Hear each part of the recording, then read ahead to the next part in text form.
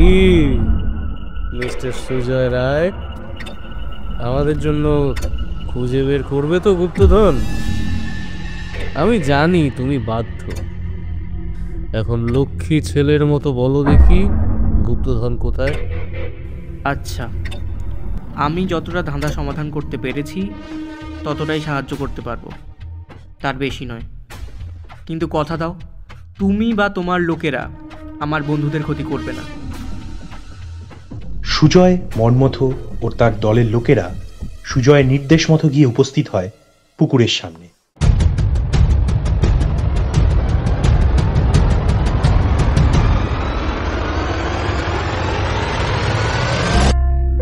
নমস্কার শ্রোতা বন্ধুরা, আপনারা শুনছেন গপ্প গনুর ঠেক।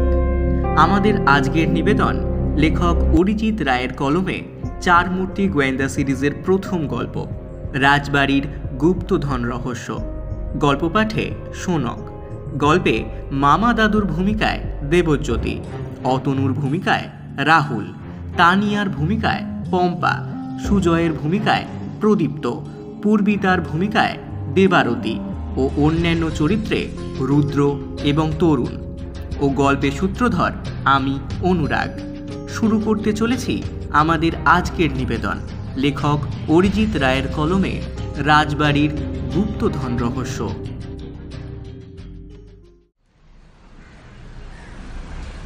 আজ সকাল থেকেই গুমোট গরম। অতনুদের কলেজের নোটিশ দিল আজ থেকে পুজোর ছুটি আগামী 21 দিন। 4টে নাগাদ কলেজ শেষ হওয়ার পর অতনু, তানিয়া, পূর্বিতা ও সুজয় একসাথে বাড়ির পথে রওনা দিল। ওরা চারজনেই ছোটবেলার বন্ধু, আর চারজনের বাড়িও একই পাড়াতে। ওরা এখন দর্শন নিয়ে বিএ অনার্স পড়ছে। বাড়ি ফেরার পথে আসার সময় সুজয় বলল, এইবারের পুজোর ছুটিতে আমি মা বাড়ি যাচ্ছি, তোরা সবাই কি কোথায় যাচ্ছিস? তানিয়া বলল, আমার কোনো প্ল্যান নেই রে ভাই। না রে, আমার কোনো প্ল্যান নেই। অতনু বলল, আমিও কিছু ভাবিনি রে। পূর্বিতা বলল, আপাও তো বাড়িতেই আছি, ভাবিনি আমিও। সুজয় বেশ আনন্দের সাথেই বলল, চল না, তাহলে সবাই মিলে আমার মা বাড়ি থেকে ঘুরে আসি। তানিয়া উত্তেজিত হয়ে বলল, হ্যাঁ হ্যাঁ, আমার বাড়ি থেকে কোনো প্রবলেম নেই। পূর্বিতা একটু ইতস্তত করে বলল, আমি শিওর কিছু বলছি না, তবে আমারও যাওয়ার ইচ্ছে আছে। আমি মাকে জিজ্ঞাসা করে আজ রাতের মধ্যেই জানাচ্ছি। রাত্রি 8টার সময় ঠিক হলো কালকেই সকালে ওরা সুজয়ের মামাবাড়ির উদ্দেশ্যে রওনা দেবে। একটা মারুতি ভাড়া করা হয়েছে যাওয়ার জন্য। পরদিন সকালেই সুজয় অতনুকে কল করে বলল, তুই তানিয়ার অপূর্বকে নিয়ে তৈরি থাকিস, আমি রাস্তাতেই তোদেরকে গাড়িতে তুলে নেব। সকাল 9টা নাগাদ অতনুদের বাড়ির কাছে গিয়ে গাড়ি থামল। তারপর ওরা ওদের ব্যাগপত্র গাড়িতে তুলে বসে পড়ল। এরপর গাড়ি ছাড়ল। সুজয় বসেছে গাড়ির একেবারে সামনের সিটে, ড্রাইভারকে রাস্তা দেখিয়ে নিয়ে যাওয়ার জন্য, আর বাকি 3জন পেছনের সিটে। কিছু দূর যেতেই পূর্বিতা ফোনের ক্যামেরা চালু করে শুরু করলো ব্লগ করা। দীর্ঘ পথ অতিক্রম করে আর পূর্বিতার ভ্লগের সঙ্গী হয়ে গাড়ি পৌঁছলো পুকুরডিহি, অর্থাৎ কিনা সুজয়ের মামাবাড়ি। ওদের পৌঁছতে সময় লাগলো প্রায় 3 ঘন্টা। মামার বাড়ি পৌঁছে দুপুরে খাওয়ার টেবিলে বসে আলোচনা হচ্ছে বিকেলে কোথায় ঘুরতে যাওয়া যায়। সুজয়ের মামা দাদু হাসতে হাসতে বলল, দাদু ভাইয়েরা, পুরনো রাজবাড়ি থেকে ঘুরে এসো, বেশ নিরিবিলি জায়গা। রাজবাড়ি শুনে অতনু জোরে বলে উঠল, অ্যাডভেঞ্চার। দাদু বলল, তোমরা খেয়ে নাও, তারপর তোমাদের ওই রাজবাড়ির সম্বন্ধে বলবো, কেমন? দাদুর কথা শুনে চার মূর্তি খুবই উত্তেজিত হয়ে উঠল, আর কোনো মতে খাওয়া দাওয়া সেরে ওরা 4জন গিয়ে বসলো দাদুর বিছানার উপর। দাদু বলতে শুরু করলো, তা সালটা ছিল 1952। সবে ইংরেজরা পালিয়েছে দেশ ছেড়ে। আমি ছিলাম রাজার খাস রক্ষী। আমার এখনো সেই রাতের কথা মনে পড়লে রাতের ঘুম উড়ে যায়। রাত তখন 12টা। আমি তখন সিন্দুকের পাহারায় মগ্ন। বাইরে হঠাৎ শুনতে পেলাম একদল ডাকাত হারে রে রে করে আক্রমণ করলো রাজবাড়ি। সারা রাজবাড়ি জেগে উঠল ডাকাত সর্দারের হুঙ্কারে। আলো নিভিয়ে দেওয়া হলো রাজবাড়ির আলো, তবু ডাকাতদের মশালে পুরো রাজবাড়ি আলোকিত। চিৎকার চেঁচামেচিতে ফেটে পড়ল অন্দরমহল। শুরু হলো যুদ্ধ। ডাকাতদের দলের সাথে রাজার সৈন্য সামন্তরা কেউই পেরে উঠল না। ফলে ডাকাত দল লুণ্ঠন করলো সর্বস্ব, এবং রাজাও সেই যুদ্ধে পরাজিত হল। বুকে তীর বিদ্ধ হয়ে মহারাজা লুটিয়ে পড়লেন মেঝেতে। শেষ নিঃশ্বাস ত্যাগের আগে আমার হাতে এক লাল কাপড়ে মোড়া কাগজ দিয়ে কিছু বলতে চেষ্টা করেছিলেন, কিন্তু বলতে পারলেন না কিছুই।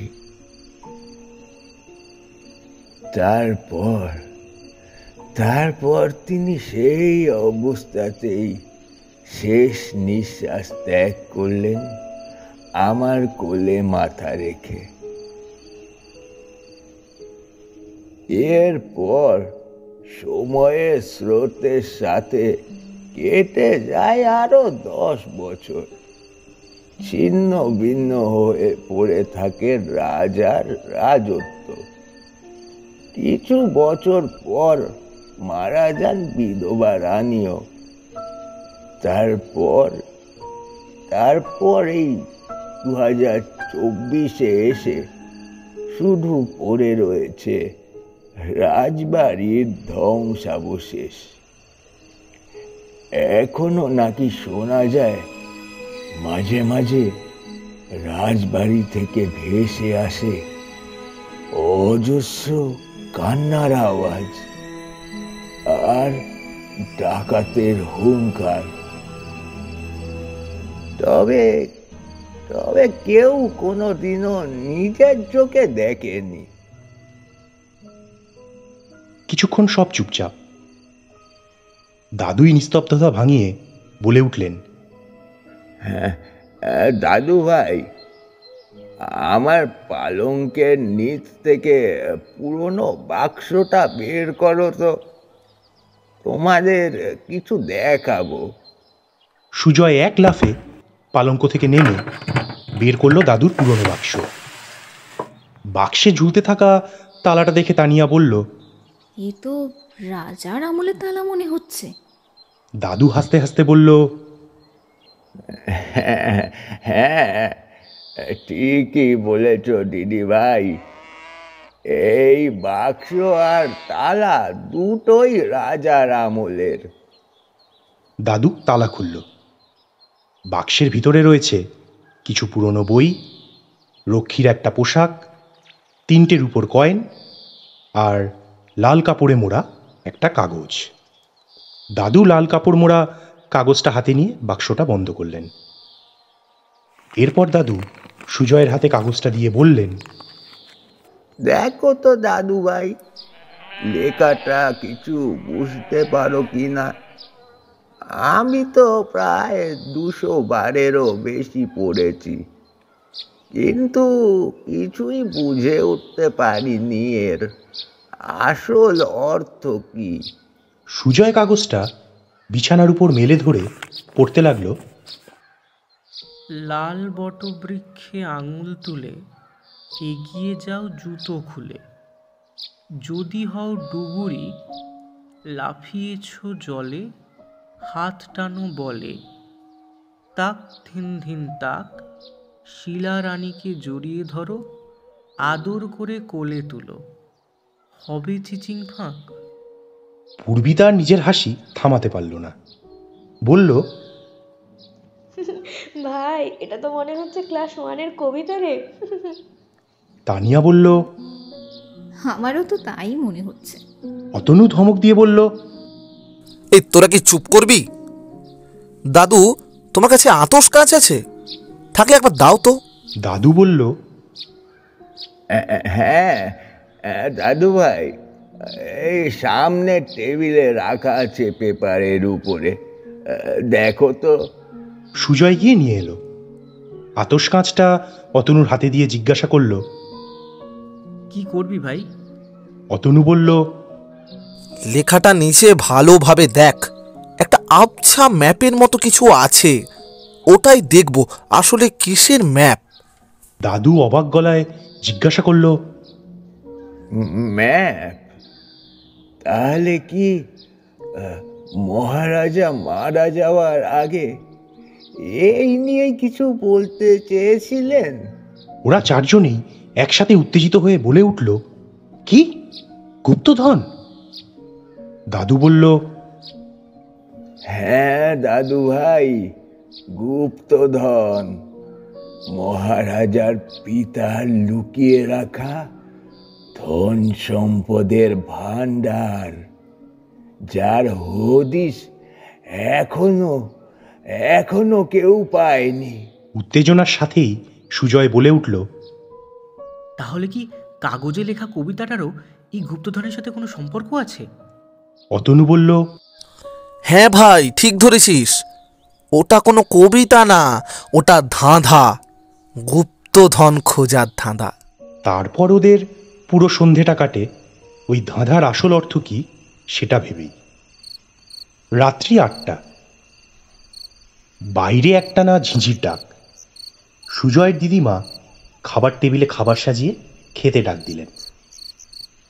সুজয়, তানিয়া, পূর্বিতা হাত ধুয়ে এসে চেয়ারে বসলেও অতনু তখনও ঘরের ভিতরে ম্যাপ আর ধাঁধার চিন্তায় মগ্ন। সুজয় জোরে ডাক দিয়ে বলল, অতনু ভাই, খেয়ে নিবি আয়, তারপর দুজনে বসে ধাঁধার জট খুলবো, খালি পেটে বুদ্ধি মাথায় আসবে না। এরপর অতনুও হাত ধুয়ে এসে চেয়ারে বসল। খেতে খেতে অতনু বলল, কালকে চল সকালে একবার রাজবাড়িটা ঘুরে আসি। তানিয়া বাধা দিয়ে বলল, এই রোদে গরমে যাব না, বরং বিকেলের দিকে চল, 4জন মিলে যাব। সবাই একমত হলো। তাই ঠিক হলো পরের দিন বিকেলে ওরা রাজবাড়ি যাবে। রাত 9:30 নাগাদ ওরা খাওয়া দাওয়া সেরে ফেলল। তারপর ঠিক হলো অতনু, সুজয় আর ওর মামা দাদু একটা ঘরে, আর অন্য ঘরটায় তানিয়া, পূর্বিতা আর দিদিমা ঘুমাবে। তাই যে যার ঘরে চলে গেল ঘুমানোর জন্য। রাত প্রায় 11টা। চারিদিকে নিস্তব্ধতা ভর করেছে, আর তার বক্ষ ভেদ করে একটানা ডেকেই চলেছে হিজি পোকা। ঘরের ভিতর তখনও অতনুর মাথায় ঘুরপাক খাচ্ছে জট পাকানো সেই ধাঁধা, যার উত্তর এখনো তার অজানা। আর উত্তর খুঁজতে খুঁজতে কখন অতনু নিদ্রা দেবীকে কাছে টেনে নিয়েছে সেটাও তার অজানা।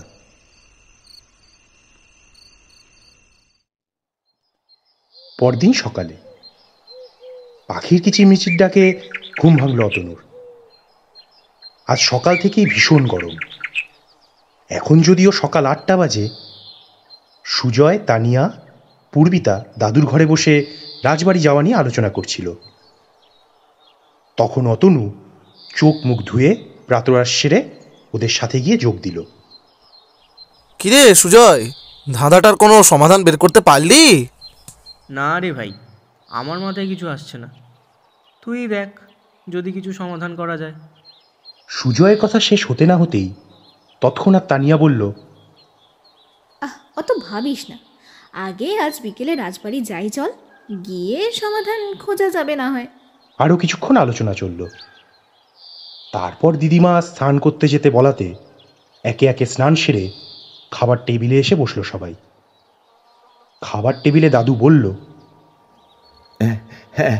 কে দাদু ভাইয়েরা, দাদাটার রহস্য ভেদ করতে পারলে? না দাদু, মাথায় কিছুই আসছে না। সেই জন্যই আজ বিকেলে আমরা একবার রাজবাড়িতে যাব। গিয়ে যদি কিছু রহস্যভেদ করা যায় তো করব। আচ্ছা, বেশ বেশ, আমি তাহলে রামুকে বলে দিচ্ছি, ওই তোমাদের নিয়ে যাবে। তারপর ওরা খাওয়া দাওয়া করে দুপুরের ঘুম সেরে বিকেল 4টে নাগাদ বেরিয়ে পড়ল রাজবাড়ির উদ্দেশ্যে। তখন রোদ প্রায় কমে এসেছে, তাই অতটা গরম ছিল না বাইরের পরিবেশে। দেখতে দেখতে 4 মূর্তি পৌঁছে গেল রাজবাড়িতে। সময় তখন বিকেল 4:30। গাড়ি থেকে 4 জনেই নামল। গাড়ি থেকে নেমে তারা দেখল এক প্রকাণ্ড লোহার ফটক, যার পুরোটাই মরচে ধরেছে এবং লতাপাতা বেষ্টিত। ফটক যদিও অর্ধ খোলা অবস্থাতেই ছিল, তাই ভেতরে প্রবেশ করতে ওদের কোনো অসুবিধা হয়নি। ভেতরে ঢুকে যা দেখল তাতে ওদের পুরো তাক লেগে যাওয়ার মতো অবস্থা। এখানে রাজবাড়ি কোথায়? এ তো কেবল ইট আর পাথরের ধ্বংসস্তূপ যেন থাকে থাকে সাজানো আছে। আর এই স্তূপকে ঘিরে আছে রাজবাড়ির পুকুর ও অতি দীর্ঘকায় কিছু বটগাছ। দেখে বোঝাই যায় এখানে কোনো জনমানবের আনাগোনা নেই। ওরা 4 মূর্তি বাইরের অংশের চারিদিকটা কিছুক্ষণ ঘুরে স্থির করল এবার রাজবাড়ির ভেতরে প্রবেশ করবে। সুজয় তানিয়া ও পূর্বিতাকে উদ্দেশ্য করে বলল, আমি আর অতনু অন্দরমহলের দিকে যাচ্ছি। তোরা বাগানের দিকটা ঘুরে দেখ, যদি কিছু খুঁজে পাস তাহলে আমাদের তৎক্ষণাৎ ডাক দিবি। তানিয়া বলল, আচ্ছা ঠিক আছে। তারপর তানিয়া ও পূর্বিতা গেল বাগানের দিকে এবং সুজয় ও অতনু অন্দরমহলের দিকে। ধীরে ধীরে দিনের আলো কমে আসছে, তাই তানিয়া ও পূর্বিতা বাগানের কিছুটা অংশ ঘুরে বিশেষ কিছু দেখতে না পাওয়ায় ওরাও অন্দরমহলের ভেতরে ঢোকে। আর এইদিকে সুজয় ও অতনু মানচিত্রের নির্দেশ অনুযায়ী পৌঁছে যায় রাজবাড়ির একেবারে পেছনের অংশে, পুকুরের ধারে। তারা একটি বটগাছের নিচে দাঁড়িয়ে ধাঁধা নিয়ে আলোচনা করতে থাকে। হঠাৎ যেন সুজয়ের মাথাতে উত্তরের একটা আভাস খেলে যায়। সে যেন সবকিছুই চোখের কাছে দেখতে পাচ্ছে, কিন্তু যেন কিছুই মেলাতে পারছে না। নিজের মধ্যে কেমন একটা অস্বস্তি বোধ করছে সে। তাই সুজয় ধাঁধার কাগজটি হাতে নিয়ে মেলাতে শুরু করলো। লাল বটবৃক্ষে আঙুল তুলে, তাই তো? আচ্ছা অতনু, আমরা যদি বট গাছটিকে ধরি তাহলে তার পরের লাইনটা বল। এগিয়ে যাও জুতো খুলে, যদি হও ডুবুরি। আচ্ছা, এগিয়ে যাও জুতো খুলে, অর্থাৎ জুতো খুলে এগিয়ে যেতে বলছে। কিন্তু দেখ তো, ওখানে কোনো সংখ্যা দেওয়া আছে কি? মানে কয় পা এগিয়ে যেতে হবে এরম কিছু? না না না, কিন্তু সুজয় তুই পুকুরের ধার অব্দি এগিয়ে যা, কারণ এখানে পরের লাইনেই বলেছে যদি হও ডুবুরি। ডুবুরি শব্দের অর্থ যারা সাঁতার জানে। আমার মনে হয় এখানে পুকুরের সাথে সাঁতারের কিছু একটা সংযোগ আছে। এক্স্যাক্টলি, আমিও এটাই ভাবছিলাম। নিশ্চয়ই এই পুকুরের মধ্যেই কিছু ব্যাপার আছে।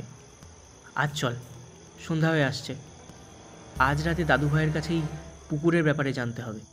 দুজনে এইসব আলোচনা করতে করতে অন্দরমহল থেকে বেরিয়ে এলো। অতনু বলল, তারা দুজন কোথায়? ওরা নিশ্চয়ই বাগানের দিকে থাকবে। চল, বাগানের দিকটায় গিয়ে ওদেরকে ডেকে আনি, একটু ঘুরে আসাও হবে। এই বলে দুজনে হাঁটতে হাঁটতে বাগানের দিকে গেল, কিন্তু তানিয়া ও পূর্বিতাকে কোথাও দেখতে পেল না। তারা তো একজন রাজবাড়ির অন্দরমহলের ব্লগ করতে ব্যস্ত, আর আরেকজন ফটোশ্যুট করতে।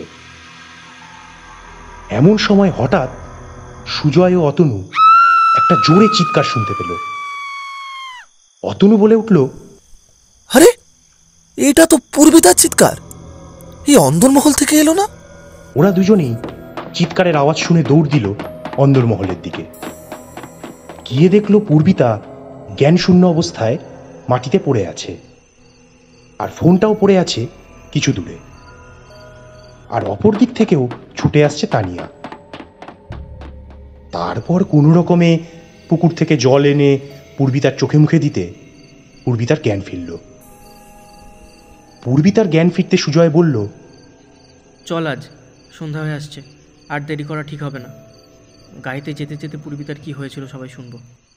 তারপর ওরা বেরিয়ে এলো রাজবাড়ি থেকে। এসে গাড়িতে ওঠার পর যখন গাড়ি ছাড়ল তখন বাজে সন্ধ্যে 6:20। গাড়িতে আস্তে আস্তে পূর্বিতা যা যা বলল তার বিবরণ কিছুটা এরকম। সে যখন অন্দরমহলের ভিডিও শ্যুট করছিল তখন সে হাঁটতে হাঁটতে অন্দরমহলের একটা সরু রাস্তায় গিয়ে পৌঁছায়, যেটা সোজা চলে গেছে রাজবাড়ির প্রধান রাস্তার ধারের ওই বড় জঙ্গলটার দিকে। যদিও ওটা একটা গুপ্ত রাস্তা, অন্দরমহলের খুব ভিতরে না গেলে রাস্তাটা চোখে পড়বে না। পূর্বিতা প্রথমে কিছু মানুষের কথা বলার আওয়াজ শুনতে পায়। সে মূলত ওই আওয়াজ লক্ষ্য করেই এগিয়ে যায় ধীরে ধীরে। কিন্তু রাস্তার শেষ প্রান্তে গিয়েও যখন সে কাউকেই দেখতে পেল না, তখন সে জঙ্গলের দিকে ফোন ঘুরিয়ে ভিডিও শ্যুট করতে থাকে। এবং তখনই সে ফোনে দেখতে পায় 4 জন মানুষকে, কিন্তু তাদেরকে সে খালি চোখে দেখতে পাচ্ছে না। সে ভাবে এটাও কি সম্ভব? এবং তখন সে ভূত ভেবে চিৎকার করে জ্ঞানশূন্য হয়ে যায়। পূর্বিতার কথা শেষ হতে না হতেই সুজয় হো হো করে হেসে ওঠে।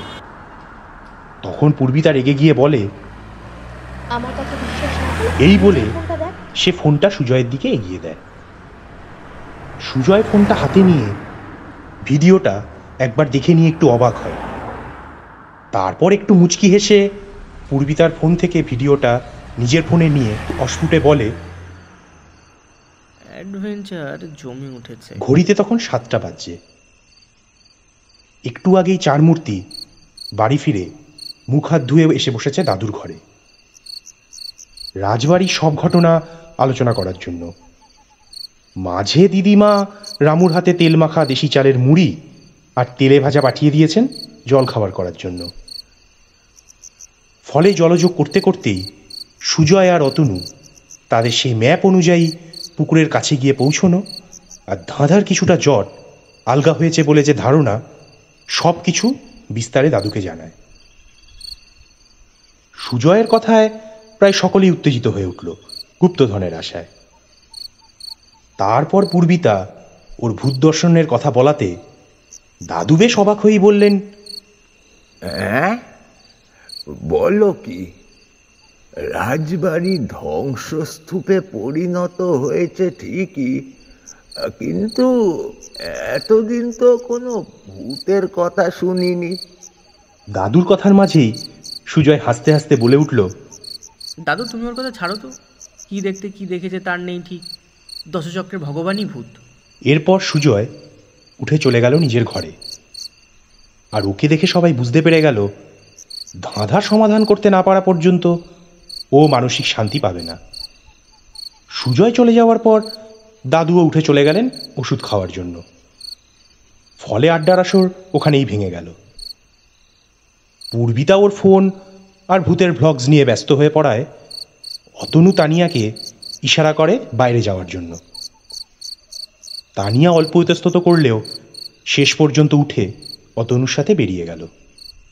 বাইরে আকাশ জুড়ে চাঁদ তার আলো চারিদিকে এক মায়াবী আলো ছায়ার খেলা রচনা করেছে।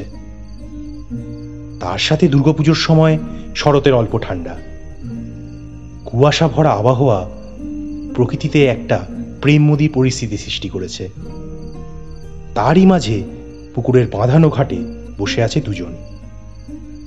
পুকুরের স্বল্পালোকিত জলের উপর ফুটে ওঠা ছায়া দেখে বোঝা যায় যে দুজনের একজন পুরুষ এবং তার ঠিক পাশে একজন নারী বসে আছে নিজেদের মধ্যে প্রেমালাপের উদ্দেশ্যে। অল্প একটু এগিয়ে গেলেই বোঝা যায় অতনু আর তানিয়াই সেই যুগল ছায়ামূর্তি, যারা সকল সমাজের অলক্ষ্যে প্রেম করতে একত্রিত হয়েছে। তানিয়া অত্যন্ত কাছের মানুষের আশ্রয় পেয়ে তার কাঁধের উপর নিজের মাথা এলিয়ে দিয়েছে নিশ্চিন্ত এক আশ্রয়ের আশায়। সে জানে এই কাঁধ কোনোদিনই সরে যাবে না। অনেকক্ষণ চুপচাপ বসে থাকার পর স্তব্ধতা ভেঙে অতনু বলল, কিরে, গ্রামে এসে ভুলে গেছিস যে বড়? আমার সাথে ঘুরতেও ইচ্ছা করে না, একান্তে সময় কাটানোর তো কথাই নেই। আচ্ছা, তুই কি মাঝে মাঝে ভুলে যাস আমার তুই ছাড়া তেমন কেউ আপন নেই? নাকি আমি তোকে ছেড়ে কোথাও যেতে পারি না বলে এমন ব্যবহার করতে পারিস? তোর কি আমাকে টেকেন ফর গ্র্যান্টেড মনে হয়? অতনুর বলা কথাগুলোর কাঠিন্যতা তানিয়াকে ব্যথা দিল। নিঃশব্দে তার চোখ দিয়ে কান্নারূপে ফোঁটা ফোঁটা জল ঝরে পড়ল অতনুর কাঁধের উপর। এরপর অত্যন্ত নিচু স্বরে কান্না ভেজা কণ্ঠে তানিয়া বলল, আমি তোকে ভালোবাসি, সত্যিকারের ভালোবাসি। অন্য কিছুর জন্য আমি তা ভুলে যাব এমন নয়, কিন্তু আমি এটা আশা করি না যে আমার ভালোবাসার মানুষটা আমার উপর সন্দেহ করবে। এর থেকে আমার বেঁচে না থেকে মৃত্যুবরণ করাই শ্রেয়।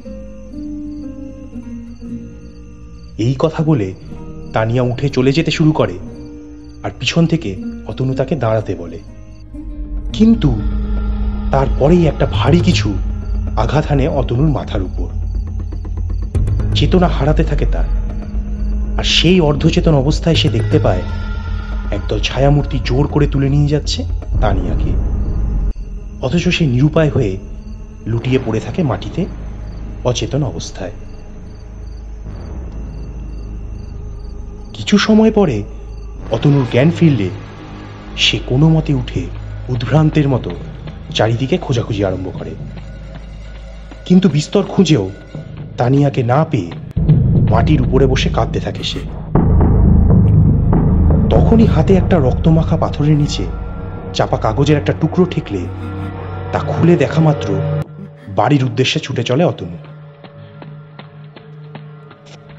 সুজয় ঘরের মধ্যে বসে বাকি ধাঁধার সমাধান করার চেষ্টা করছিল, আর রাজবংশের ইতিহাস নিয়ে একটু পড়াশোনা করে নিচ্ছিল। এমন সময় পূর্বিতা ছুটে ঘরে এসে ঢুকে জানালো,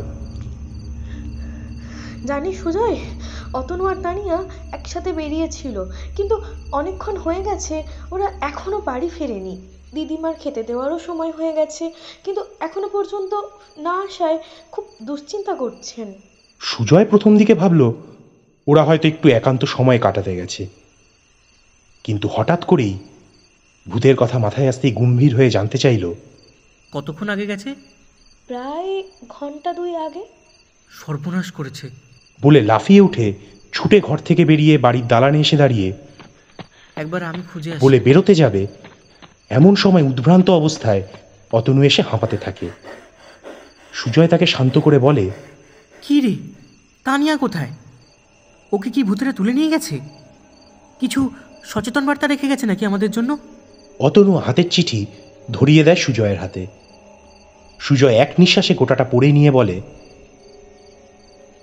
আচ্ছা, ওরা তাহলে ভয় পেয়েছে। ঠিক আছে, যা বলছে সেই মতো কাল আমি একাই যাব। না, তুই একা যাবি না, ওরা খুব ডেঞ্জারাস হতে পারে। আমিও যাব তোর সাথে। ওরা আমার তানিয়াকে নিয়ে গেছে, আমি ওদের ছাড়বো না।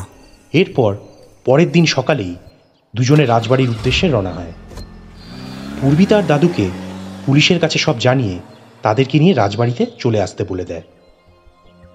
আধ ঘন্টার মধ্যে দুজন রাজবাড়ির সামনে পৌঁছে গেল। এরপর দুজনেই আস্তে আস্তে ভেতরের সেই গুপ্ত পথ দিয়ে গিয়ে বটতলায় পৌঁছে বলল, আমি এসেছি, তোমরা এবার তানিয়াকে ছেড়ে দাও। আমি জানি তোমরা রাজবাড়ির গুপ্তধনের পিছনে আছো, কিন্তু এখনো পর্যন্ত তার সন্ধান পাওয়া হয়নি। তাই আমি তোমাদের একমাত্র আশা। ফলে তানিয়াকে অক্ষত অবস্থায় ফিরিয়ে না দিলে সেই গুপ্তধন গুপ্তই থেকে যাবে। সুজয়ের কথা শেষ হলো কি হলো না, তার আগেই তার মাথার উপর পড়ল একটা ভারী জিনিসের আঘাতে জ্ঞান হারালো সুজয়। কতক্ষণ পর জ্ঞান ফিরল জানা নেই, কিন্তু চেতনা পাওয়ার পর পাশে অক্ষত দেহে তানিয়াকে হাত পা বাঁধা অবস্থায় দেখে সে আশ্বস্ত হয়। সুজয়কে দেখতে না পেয়ে চাপা এক দুশ্চিন্তা শুরু করলো দুজনের মনের মধ্যে। যে ঘরে দুজনকে হাত বাঁধা অবস্থায় রাখা ছিল সেখানে কোনো রক্ষী না থাকা সুযোগ কাজে লাগিয়ে দুজনে একে অন্যের বাঁধন আলগা করার চেষ্টা শুরু করে। আর কিছু সময়ের পরিশ্রমের ফলস্বরূপ তানিয়া সফল হলো অতনুর বাঁধন খুলে তাকে মুক্ত করতে। এরপর অতনু তানিয়াকে নাকপাশ থেকে মুক্ত করে বেরিয়ে এলো ঘরের ভেতর থেকে। সামনে দুজন দুষ্কৃতিকারী এসে পড়লেও অতনুর সুঠাম দৈহিক ক্ষমতার কাছে তারা পরাজিত হলো।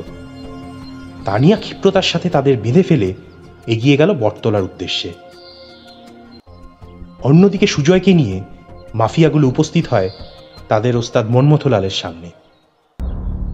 সে বলল, কি মিস্টার সুজয় রায়, আমাদের জন্য খুঁজে বের করবে তো গুপ্তধন?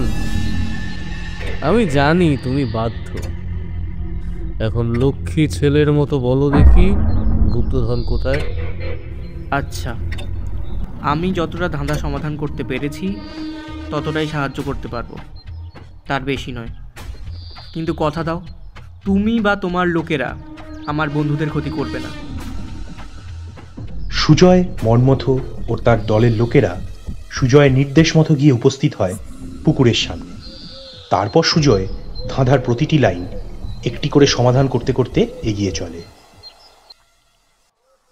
ধাঁধায় আছে, লাল বটবৃক্ষে আঙুল তুলে এগিয়ে যাও জুতো খুলে, যদি হও ডুবুরি ঝাঁপ দাও জলে। তো সেই মতো গেলে এই যে সেই পুরনো লাল হয়ে আসা বটগাছ, এরপর এখান থেকে হেঁটে এগিয়ে যেতে হবে পুকুর পর্যন্ত, আর জুতো খুলে জলে নামতে হবে। তাহলে মন্মথবাবু, এবার আপনি কি নামবেন জলে নাকি লোকেদের বলবেন নামতে? মন্মথলাল তৎক্ষণাৎ নিজের লোকেদের জলে নামতে আদেশ করল। যেমন বলা তেমনি কাজ। ওস্তাদের কথায় 4 জন লোক জলে নামতে সুজয় আবার ধাঁধা সমাধান করতে শুরু করে। হাত টানো বলে, তাক ধিন ধিন তাক, শিলা রানীকে জড়িয়ে ধরো, আদর করে কোলে তোলো, হবে চিচিং ফাঁক। সেই মতো দেখতে গেলে একটু ওই বটগাছটার ডালটা যেটা জলের মাথার ওপর রয়েছে তার তলায় গিয়ে একটু খুঁজে দেখো তো, একটা পাথর খণ্ড পেলে বলবে। লোকগুলো সাঁতরে গিয়ে জলের মধ্যে উল্টে পাল্টে খুঁজে বের করে একটা পাথরের খণ্ড। তারপর সুজয় বলে, হ্যাঁ, এবার ওটা তুলে আনো ওপরে, হয়তো ধাঁধা মতে এটাই সেই গুপ্তধন। সুজয়ের কথা শেষ হতেই চোখ জ্বলে ওঠে মন্মথর। লোকগুলো পাথরের বাক্স তুলে আনলে ছুটে যায় বাক্সের সামনে, কিন্তু হায়, এই যে নিরেট পাথর, তা দেখে ক্ষেপে ওঠে মন্মথ আর চিৎকার করে বলে, আমার সাথে মজা হচ্ছে? এটা গুপ্তধন, কাউকে ছাড়বো না, সব কটাকে মারবো। এই বলেই সে নিজের লোকেদের সুজয়কে মেরে ফেলতে নির্দেশ দেয়। লোকগুলো এগিয়ে আসতে থাকে সুজয়কে মারার জন্য, কিন্তু তখনই অতনু ছুটে এসে মারতে শুরু করে লোকগুলোকে। আর পিছন থেকে তানিয়া এসে সুজয়ের বাঁধন খুলে তাকে মুক্ত করে। এরপর শুরু হয় দুপক্ষের মধ্যে যুদ্ধ। সুজয় আর মন্মথ দুজনের মধ্যে মারপিট শুরু করে, আর অন্যদিকে ব্যায়াম করা বলিষ্ঠ শক্তিশালী অতনু একা বাকিদের মারতে থাকে। বেশ কিছুক্ষণ মারপিট চলার পর মন্মথর কিছু লোক পালিয়ে যায়। এমন সময় আহত ভয়ঙ্কর সিংহের মতো মন্মথ একটা পিস্তল বের করে তাক করে ধরে সুজয়কে লক্ষ্য করে। আর যেই মুহূর্তে সে গুলি চালাতে যাবে সেই মুহূর্তেই একটা বন্দুকের আওয়াজ গর্জে ওঠে, আর মাটিতে লুটিয়ে পড়ে মন্মথ ছটফট করতে থাকে। পিছন থেকে লোকাল ইন্সপেক্টর তমালবাবুর চালানো গুলিতে আহত হয়েছে মন্মথ। অর্থাৎ দাদু আর পূর্বিতা পুলিশ নিয়ে এসে গেছে। একে একে 10 জন পুলিশ অফিসার এসে ঘিরে ধরে সবকটা গুন্ডাকে আর সকলকেই গ্রেপ্তার করে। এরপর তমালবাবু এসে সুজয়কে বলে, তোমাদের সাহসের তারিফ করি। এরা অনেক বড় মাফিয়ার দল। পুলিশের থেকে গা ঢাকা দিয়ে এসে লুকিয়েছিল এখানে, লুকিয়ে ড্রাগ পাচার করে সমাজের ক্ষতি করত। তোমাদের এই মাফিয়াকে ধরানোর জন্য সাহসিকতার পুরস্কার দেওয়া হবে। ওরা হয়তো কোনো বিশেষ ড্রাগের খোঁজ পেয়েছে, যার সাহায্যে ওরা অদৃশ্য হতে পারে স্যার। এই যে দেখুন তার প্রমাণ। খালি চোখে দেখা যায় না, কিন্তু এই ভিডিওটিতে দেখা যায়, তাই দেখে লোকে ভূত ভাবে। আর স্যার, ও এই বাড়ির গুপ্তধনের পিছনে পড়েছিল। যদি অনুমতি দেন তবে ওকে সেই গুপ্তধনের ভাণ্ডারের একটু দর্শন করাতে চাই, হাতে না পেলেও মনে থাক। এই বলে অতনু আর বাকি সবাইকে নিয়ে সেই পাথরের কাছে গিয়ে একটা ইটের টুকরো দিয়ে তার উপর ঘষতেই একটা লেখা ফুটে ওঠে। তাই অনুসারে সুজয় বটগাছের দিকে যেতে যেতে বলে,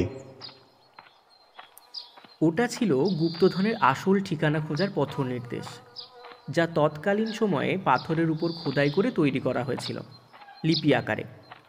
তারপর জলে ওই নির্দিষ্ট জায়গায় ফেলে রাখা হয়। আমার যতদূর ধারণা, ওখানে কোনো একটা প্রযুক্তির মাধ্যমে একটা লিভার করে তার উপর ওই পাথর দিয়ে চাপ তৈরি করা ছিল, যা সরানোর ফলে নিশ্চয়ই কোথাও গুপ্ত পথ খোলার কথা। কিন্তু তার উল্লেখ এই পাথরে নেই, ফলে একটু পরিশ্রম বাড়ছে। খুঁজে দেখতে হবে। এই ধাঁধায় বট গাছে প্রাধান্য অনেক বেশি, তাই আমাদের মনে হয় ওখান থেকে শুরু করাই ভালো। এরপর যখন সবাই গিয়ে বটতলায় পৌঁছায়, তখন দেখতে পায় একটা সুড়ঙ্গ খুলে গেছে বটতলার পিছনে মাটির মধ্যে, যা আগে বোঝা যেত না। সবাই মিলে সেই সুড়ঙ্গ দিয়ে নিচে নামতেই চোখে পড়ে গ্রাম বাংলার এক বিশাল রত্নভাণ্ডার, যার মধ্যে আছে অগুন্তি সোনার মোহর, হিরে, মণি, মাণিক্য, এছাড়াও কত কিছু। কিন্তু সবচেয়ে আকর্ষণীয় বস্তু ছিল দুটি।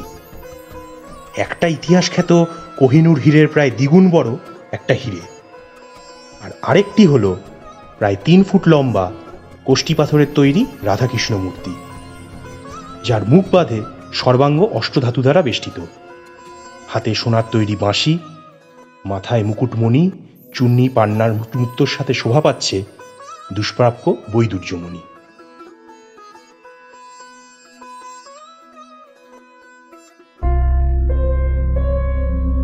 আপনারা শুনছিলেন লেখক অরিজিৎ রায়ের কলমে চার মূর্তি গোয়েন্দা সিরিজের প্রথম গল্প রাজবাড়ির গুপ্তধন রহস্য।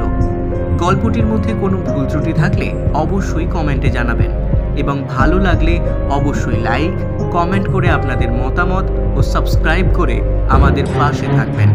ভালো থাকবেন, সুস্থ থাকবেন।